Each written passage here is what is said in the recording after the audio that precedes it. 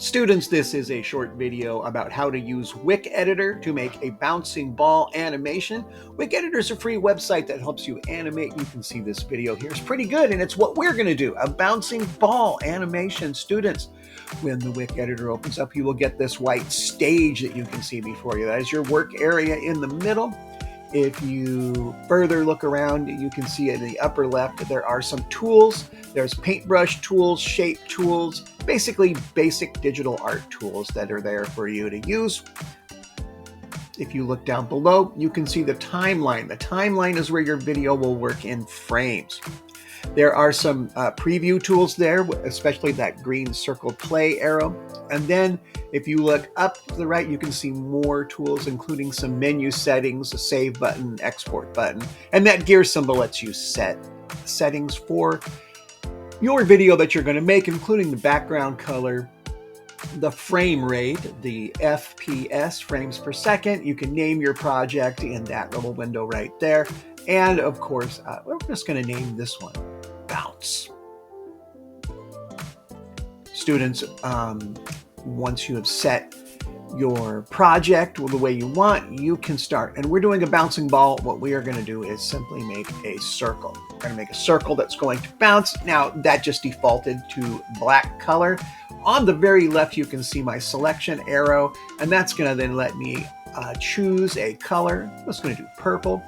And then an outline color is black. It defaults with an outline color. And in a lot of these animation apps, the outline is separate from the fill color. And this confuses me and I don't like it. So on the right, when I've got that object selected, I've got properties. I'm just going to make the outline or the stroke weight 0. And that just makes it disappear. So now I just simply have a round purple circle.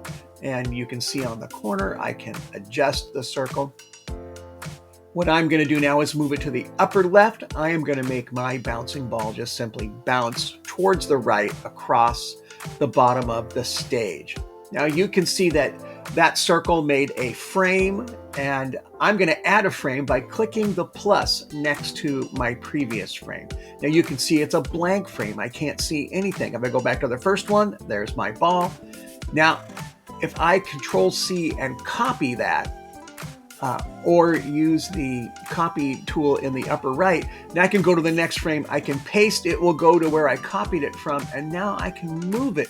But how far do I move it? I can't see the previous one unless I turn on the onion skin tool, which you just saw, those 3 circles, and I can now move it close to the previous circle, but not exactly on top of it. This is how our still images, one frame after another, are going to create the illusion of movement. And I'm going to speed this process up now and just show you how this is going to go. Copy, make a new frame, paste, copy, make a new frame, and paste. Keep doing this. And you'll notice that as my ball is falling further, it is gaining speed because that's how gravity works. Now here at the bottom, I am going to actually make the ball squish a bit. I'm just going to use the resize boxes on the side of that, and I'm going to just stretch it out a little bit. The ball is compressing and flattening a little bit as gravity makes it hit the floor, or in my case, the bottom of the stage. Now I'm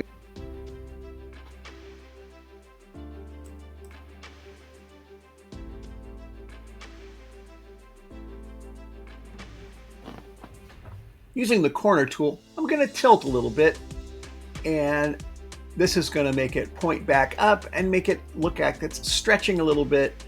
And then I'm going to speed this process up, and you'll see how we continue.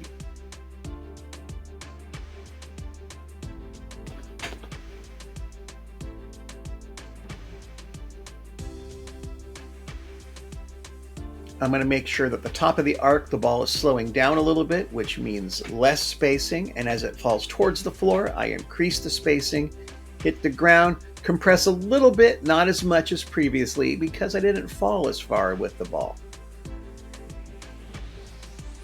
And I'm just going to continue pasting, pasting, pasting, adjusting where I need to until I get to the end of the stage. By the end, I mean the right end.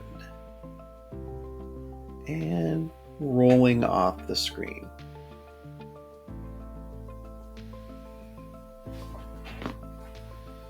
Now you can see I've got to the end. I'm going to press the play button, and you can see we've created the illusion of the movement of a bouncing ball. Now that I'm done, I can certainly save this if I want to work on it later. It will download a Wick Editor copy of the file, or if I'm ready to turn it in, I export, and I'm going to export an animated GIF. The animated GIF file is what I need you to turn in so that I can see it and grade it. You will see it will create the GIF. It's going to download to your personal folder. And then once you've got it there, you can turn it into Canvas. That's your bouncing ball animation.